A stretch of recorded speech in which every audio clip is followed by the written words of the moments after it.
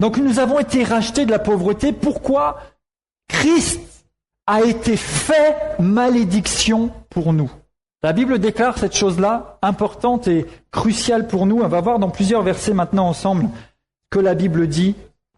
Ésaïe 53, Christ a été fait malédiction pour nous. La parole dit ça, on va le voir, c'est littéralement dans Galates chapitre 3. Mais je voudrais d'abord qu'on regarde Ésaïe 53, s'il vous plaît. Ésaïe 53, les versets 4, 5 et 6. Ésaïe 53, 4, 5, 6. Certes, ce sont nos souffrances qu'il a portées, c'est de nos douleurs qu'il s'est chargé. Et nous l'avons considéré comme atteint d'une plaie, comme frappé par Dieu et humilié. Mais il était transpercé à cause de nos crimes, écrasé à cause de nos fautes. Le châtiment qui nous donne la paix est tombé sur lui, et c'est par ses meurtrissures que nous sommes guéris.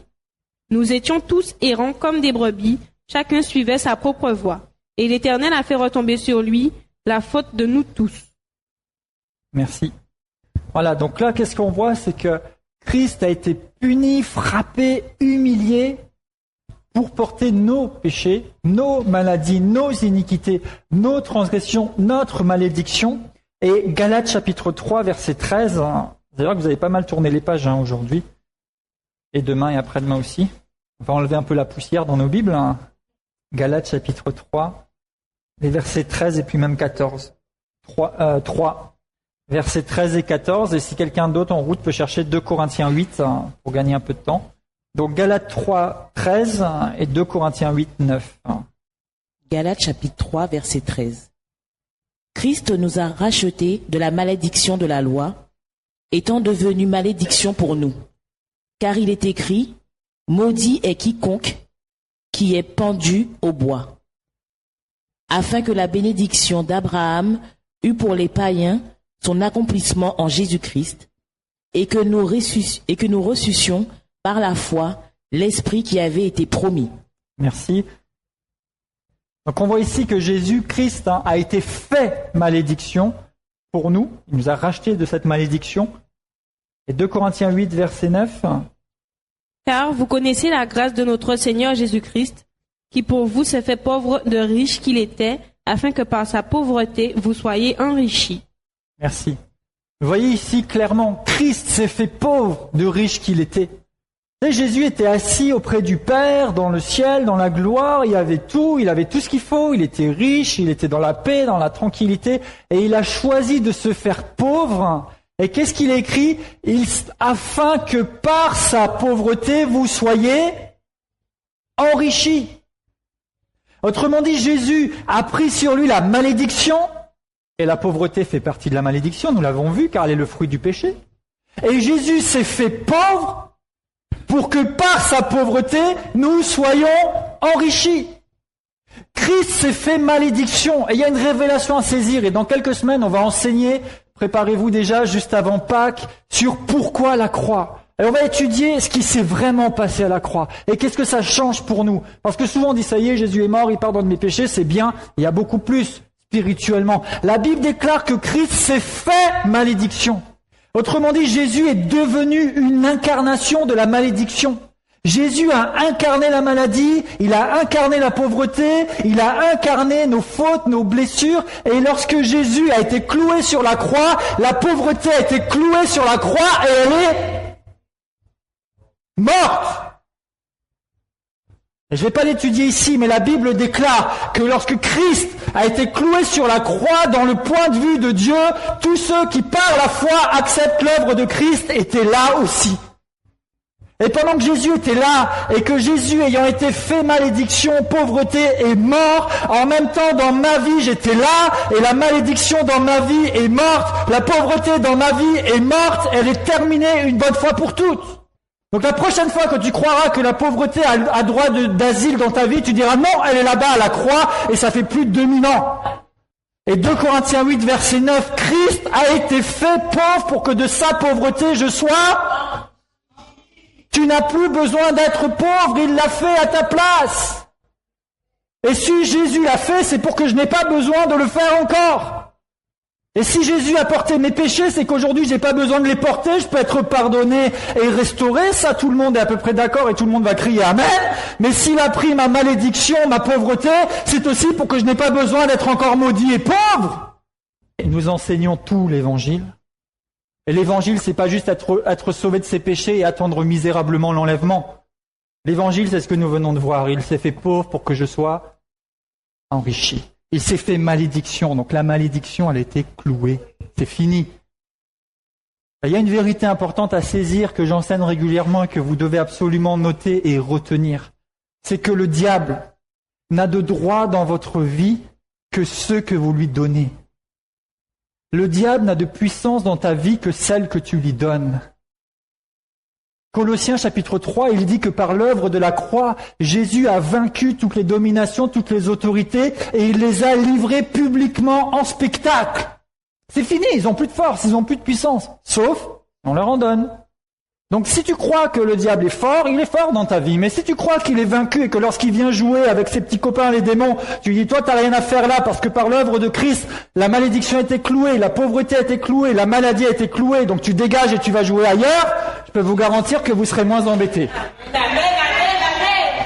Et même si le rôde, la Bible dit, comme un lion rugissant cherchant qui, je peux vous dire que je ne suis pas ce qui-là parce qu'il va jamais me trouver en position d'être dévoré parce que j'ai appris qui je suis en Christ.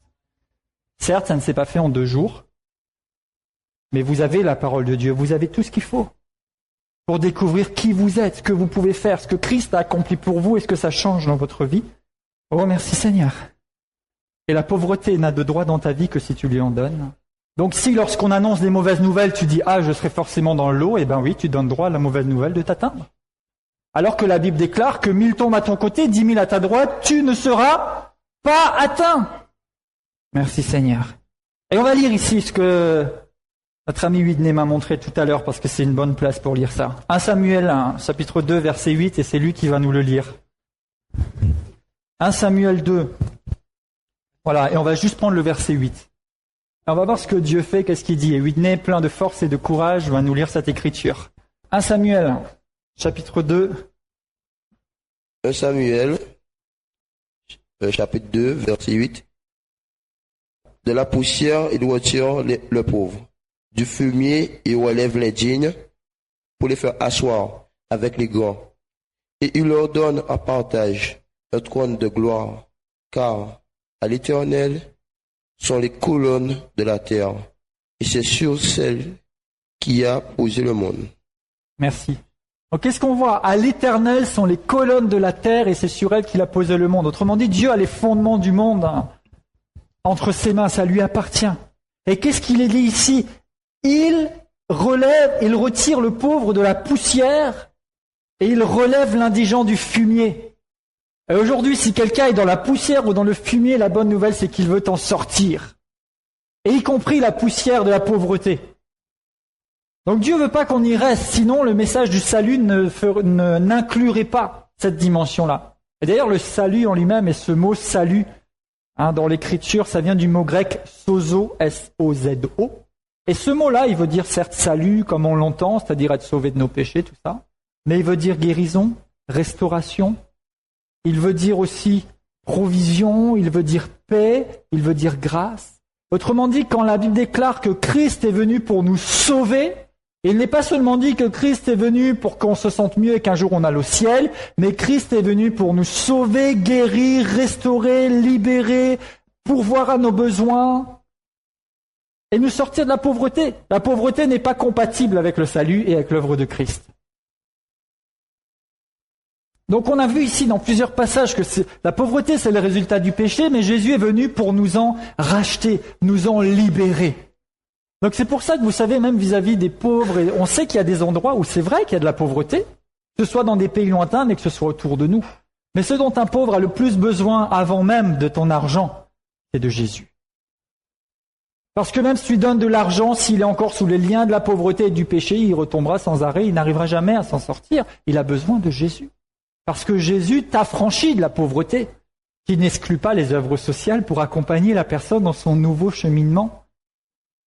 Mais faire seulement des œuvres sociales sans amener Christ, on voit que les associations se multiplient, mais que les besoins aussi se multiplient. Parce qu'il manque quelque chose. Et nous avons ce qui manque.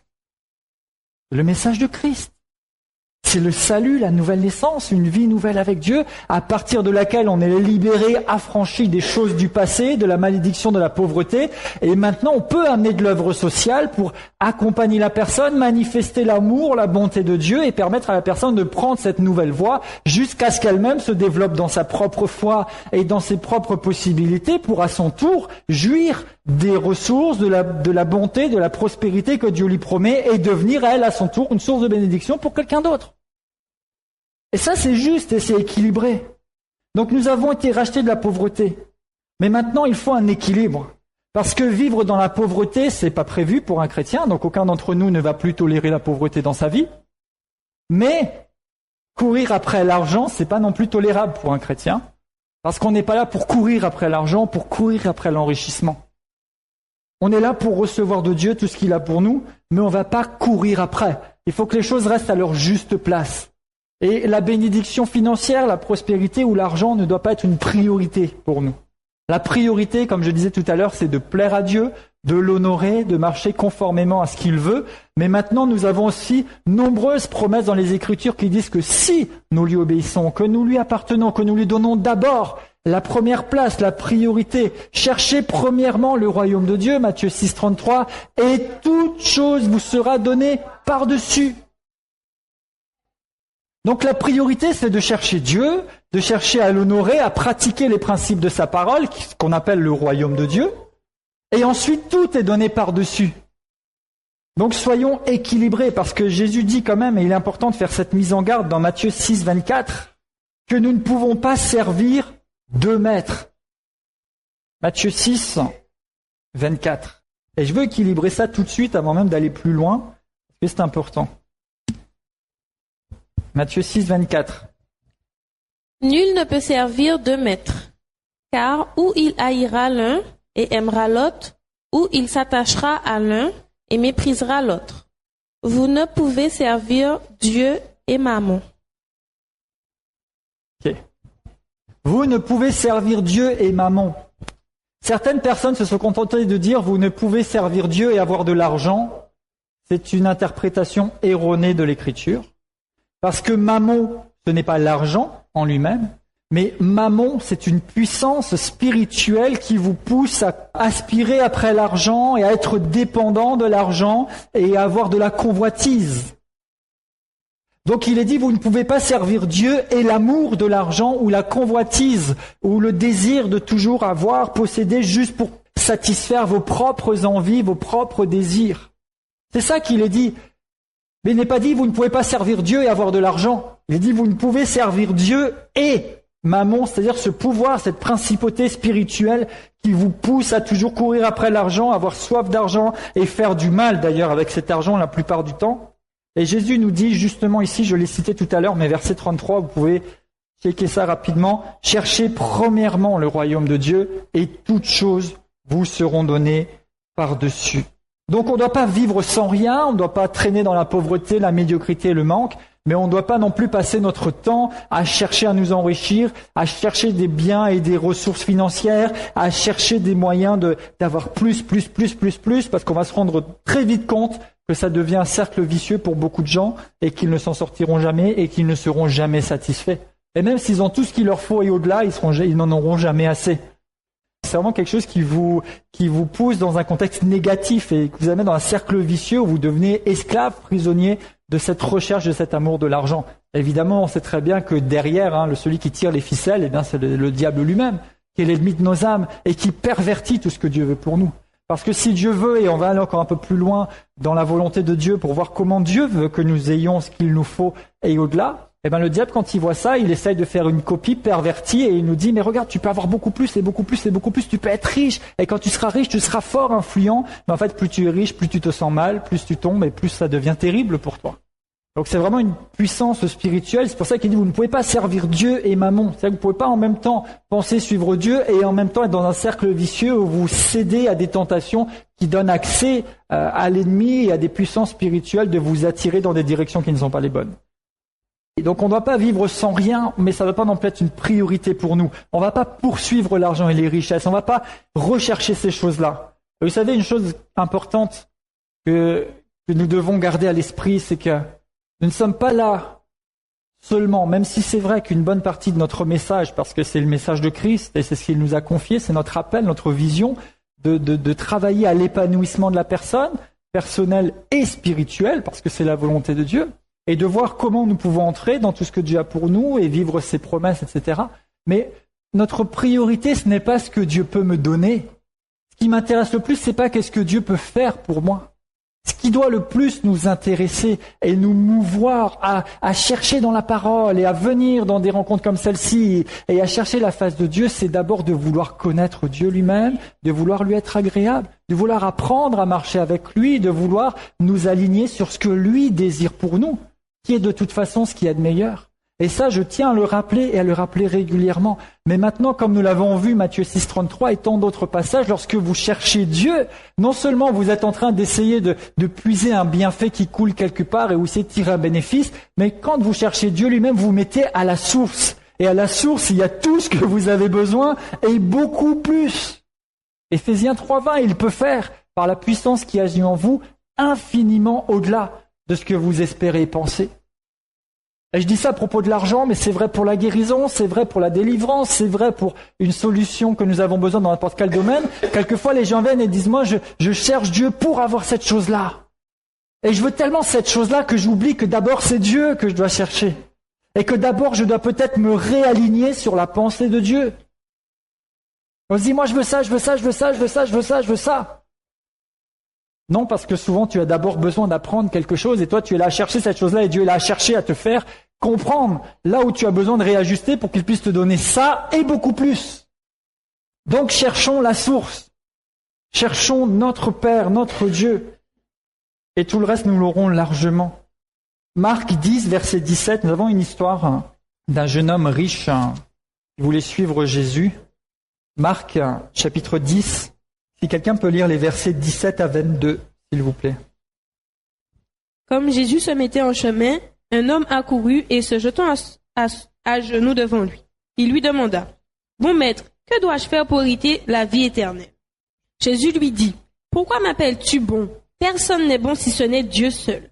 Tu connais les commandements, ne commets pas de meurtre, ne commets pas d'adultère, ne commets pas de vol, ne dis pas de faux témoignages, ne fais de tort à personne, honore ton père et ta mère. » Il lui répondit, « Maître, j'ai gardé tout cela dès ma jeunesse. » Jésus l'ayant regardé l'aima, puis il lui dit, « Il te manque une chose, va, vends tout ce que tu as, donne-le aux pauvres, et tu auras un trésor dans le ciel. Puis, viens et suis-moi. » Mais lui s'assombrit à ces paroles et s'en alla tout triste, car il avait de grands biens. Jésus, regardant autour de lui, dit à ses disciples, « Qu'il est difficile à ceux qui ont des biens d'entrer dans le royaume de Dieu. » Donc là, on a cette histoire que peut-être vous connaissez. Et on voit ce jeune homme qui a beaucoup de biens, qui est riche, qui vient vers Jésus et qui va s'entretenir avec lui. Et ce jeune homme, il connaissait bien la loi, il savait ce qu'il fallait faire. Et ce jeune homme était lui-même, je pense, convaincu qu'il aimait Dieu plus que tout et qu'il voulait le servir plus que tout.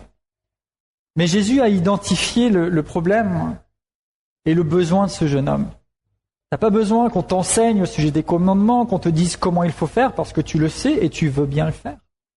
Mais en fait, ton vrai besoin, c'est de réaliser que tu aimes encore plus tes biens, que tu n'aimes Dieu. Et je pense que le jeune homme, il était sincère et honnête quand il est venu et qu'il a dit « Maître, je sais que tu es un bon maître. Et qu'est-ce qu'il faut faire pour avoir le royaume de Dieu? Comment on peut se servir? Comment on peut marcher avec toi ?» Jésus lui dit « C'est bien, tu pratiques les commandements, mais... » Et ce que Jésus mettait en lumière, c'était pas dire c'est pas bien que tu sois riche, que tu aies des biens, tout ça. Mais il dit, est-ce que si tu n'avais pas tous ces biens-là, qu'est-ce qui reste de ta motivation? Qu'est-ce qui reste de ta disposition à me servir? Et on s'est rendu compte que le jeune homme, il est reparti tout triste. Parce qu'en fait, au plus profond de même, dans son cœur, il était encore beaucoup plus attaché à ses richesses, à ses possessions, qu'au fait de suivre Dieu. D'accord? Et il est dit donc au verset 23, il sera difficile, mais pas impossible, à ceux qui ont des richesses d'entrer dans le royaume de Dieu. Pourquoi? Parce que quand vous avez des richesses, il faut réaliser que vous avez besoin d'y renoncer, parce que ce n'est pas ça qui fait de vous quelqu'un. Ce n'est pas ça qui vous donne de l'importance. Et pour Dieu, que vous soyez extrêmement riche ou pas, ce qui compte, c'est votre cœur. Et je dis qu'aujourd'hui même, il est difficile à un riche d'entrer dans le royaume de Dieu pour deux raisons. La première, c'est que si vous êtes riche aujourd'hui, vous avez l'impression que vous êtes obligé de subvenir aux besoins de tous les gens autour qui n'ont rien, parce qu'il y a trop de chrétiens qui sont pauvres et dans le manque, parce qu'ils ne sont pas enseignés. Il y a des chefs d'entreprise qui pourraient être à l'évangile, mais qui n'y sont pas, parce qu'ils auraient l'impression d'être un intrus, et d'être juste celui qui va subvenir aux besoins. Et la deuxième chose, c'est que non seulement ils vont se retrouver entourés seulement de gens qui sont là à traîner et avoir du mal à s'en sortir parce qu'ils ne sont pas enseignés ou parce qu'ils ne pratiquent pas la parole de Dieu, et donc avoir l'impression de faire tâche au milieu ou de devoir faire des choses pour les gens, ne serait-ce que par acquis de conscience. Et deuxièmement, parce que quand vous êtes riche dans une église, on vous fait asseoir ici, le plus devant possible, on vous entoure de tous les soins possibles, et on s'arrange pour faire en sorte que vous soyez toujours impliqués dans tout ce qui se fait. Et on s'arrange pour que si vous avez l'impression que la sonnerie est trop forte, vite fait, on baisse le bouton. Pour que si vous aimez pas ce style de chant, on va changer le style de chant. Pour que si vous pensez qu'il faut pas faire de telle façon, on va pas le faire de telle façon. Pourquoi ? Parce qu'on veut surtout pas offusquer votre carnet de chèques. Et c'est comme ça que les ministères se perdent et emmènent des dizaines et des centaines de personnes en enfer. Et c'est triste.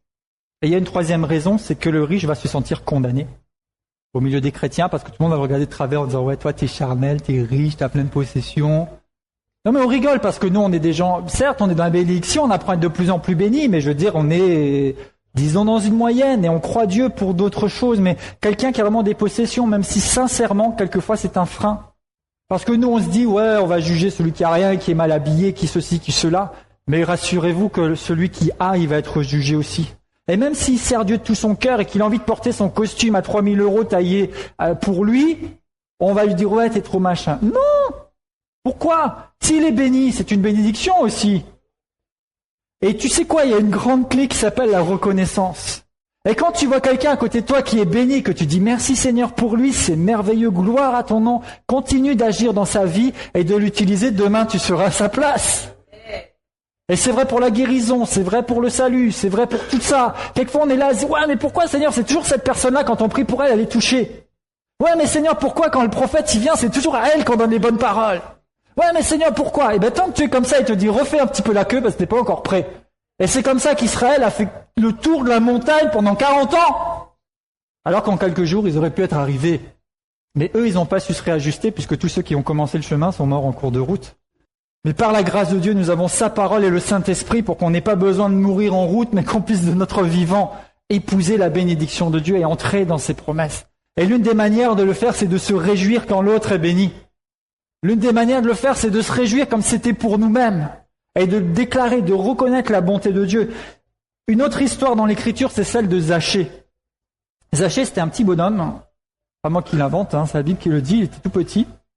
Et lorsque Jésus passa dans sa ville, Zachée monta dans un arbre pour voir Jésus passer. Une raison, c'est certes qu'il était petit. Une autre raison, c'est qu'il voulait éviter de se faire attaquer parce que Zachée était un voleur, un tricheur. Et il passait son temps à truander les gens. D'accord ? Il comptait les choses d'une certaine façon pour qu'il en reste toujours pour lui. Et il allait au-delà de ce que l'impôt imposait et donc les gens ne l'aimaient pas. Si bien que quand Jésus entrera dans la maison de ce Zachée, les gens vont dire « Mais qu'est-ce qu'il va faire chez ce gars-là » Zachée avait un amour vicieux de l'argent. Zachée avait tellement besoin de s'enrichir, d'avoir de plus en plus qu'il truandait tout le monde. Mais un jour, il s'est laissé rencontrer par Jésus. Et la Bible déclare que Zachée a été transformé, qu'il a changé ce jour-là. Et quand il a passé ce moment avec Jésus, Zachée, en sortant, a rendu aux gens tout ce qu'il leur avait pris. Et on peut penser, mais je ne veux pas aller au-delà des Écritures, que Zachée a dû aussi donner à Jésus quelque chose pour lui dire « Mais je reconnais que tu as changé ma vie, je te donne quelque chose, mais ce n'est pas écrit. » En tout cas, il dit que ce jour-là, le salut est entré chez Zachée, dans sa maison. Donc si nous, on évite les gens qui ont des moyens en se disant que ils ont des moyens, ils sont pas bons, Zachée, il n'aurait jamais été gagné, et tous les gens qui avaient été truandés n'auraient jamais été remboursés. Dieu n'est pas contre l'argent, il est contre la convoitise. La convoitise, c'est cette force qui nous pousse à vouloir toujours être envieux. Et si les choses matérielles deviennent plus importantes pour nous que Dieu lui-même, on a un sérieux problème. Et je ne veux pas que quelqu'un écoute ou utilise cet enseignement pour essayer de satisfaire juste une envie matérialiste. Et c'est pour ça que je commence avec ce genre de remarques, parce qu'elles nous sont importantes. Parce qu'autant que Dieu nous promet des choses, autant nous ne devons pas chercher les choses. Nous devons chercher Dieu. Et vous savez quoi, nous devrions arriver, je pense qu'on doit tous encore y travailler, mais nous devrions arriver à un tel point, même si c'est difficile à imaginer parce que Dieu est bon, il est extraordinairement grand et il a tellement révélé de choses qu'on ne peut que voir qu'il est bon, qu'il veut notre bien. Mais nous devrions arriver à un tel point que même si Dieu ne s'engageait pas à nous bénir, à pourvoir à nos besoins, à nous sauver, à nous protéger, que nous le suivrions quand même. Et c'est facile à dire comme ça, mais chacun pour nous-mêmes, on a besoin de repasser ça dans nos cœurs. Et de dire, si j'avais pas telle chose, ou si Dieu n'avait pas fait telle chose pour moi, est-ce que je le suivrais quand même? Et une chose qui m'impressionne énormément, c'est quand la Bible déclare que pendant que nous étions encore pécheurs, Dieu nous a aimés et il a pourvu pour notre salut. Pendant qu'on était pécheurs, pas le jour où on est revenu et qu'on a demandé pardon et qu'on est venu à lui. Jésus n'a pas attendu qu'on soit bien disposé. Jésus n'a pas attendu qu'on l'aime pour nous aimer. Il nous a aimés le premier. Juste qu'on regarde encore 3 écritures avant la pause. Jacques, chapitre 4, verset 5. Jacques, chapitre 4, verset 5. Croyez-vous que l'Écriture parle en vain? C'est avec jalousie que Dieu chérit l'Esprit qu'il a fait habiter en nous. Il accorde au contraire une grâce plus excellente. C'est pourquoi l'Écriture dit « Dieu résiste aux orgueilleux, mais il fait grâce aux humbles. » Soumettez-vous donc à Dieu, résistez au diable et il fuira loin de vous. Approchez-vous de Dieu et il s'approchera de vous. Humiliez-vous devant le Seigneur et il vous élèvera. Humiliez-vous, ne cherchez pas votre propre élévation, ne cherchez pas à vous mettre vous-même au-dessus ou à satisfaire vos propres convoitises. Et au verset 4 déjà qu'on aurait pu ajouter, et j'ai fait commencer un peu plus loin, mais il est dit « Adultères que vous êtes, ne savez-vous pas que l'amour du monde est inimitié contre Dieu ? Celui donc qui veut être ami du monde se rend ennemi de Dieu. » Et quelqu'un peut chercher 1 Timothée 6,10. Et ici, il est dit quoi? L'amour du monde est inimitié contre Dieu.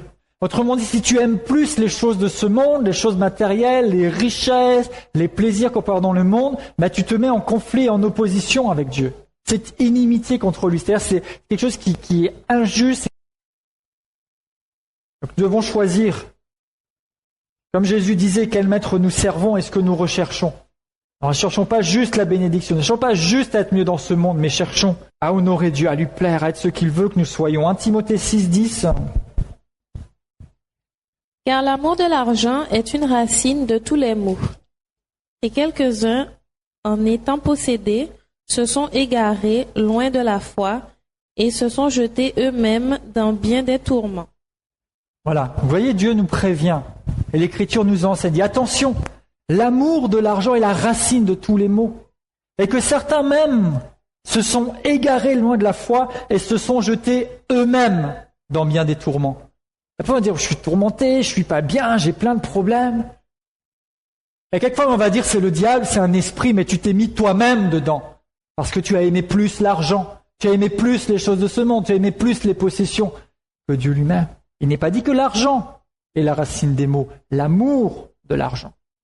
Et il serait bon de dire l'amour excessif.